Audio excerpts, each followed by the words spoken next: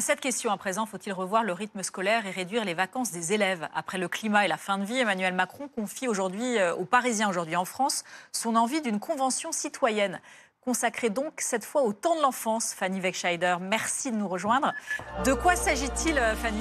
Eh bien, vous allez le voir, cette convention citoyenne sur les temps de l'enfance, ça va se dérouler en plusieurs étapes. Tout d'abord, il va falloir constituer ce panel de citoyens, comme on en a l'habitude pour les deux autres conventions qui ont eu lieu avant. Ils vont être tirés au sort avec des profils très variés. Ils seront ensuite consultés du mois de juin à l'automne prochain, voire jusqu'à la fin de l'année 2025. Le calendrier n'est pas encore trop fixé.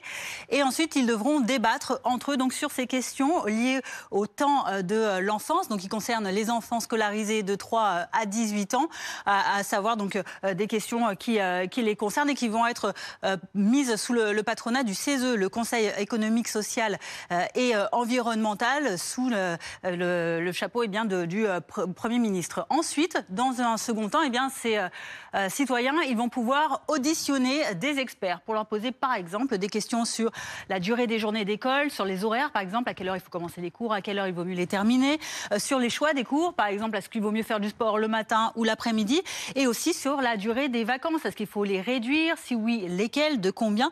Ensuite, ils rédigeront des préconisations qui pourront ou pas être traduites en texte de loi. Alors pourquoi Emmanuel Macron a-t-il fait ce choix, Fanny? Eh bien, sur la forme déjà de cette convention citoyenne, il estime que c'est le mode de consultation le plus adapté parce que c'est une question, dit-il, très complexe qui nécessitera, je cite, de dégager de nombreux consensus entre les parents, la communauté éducative, les collectivités locales et même les professionnels du tourisme.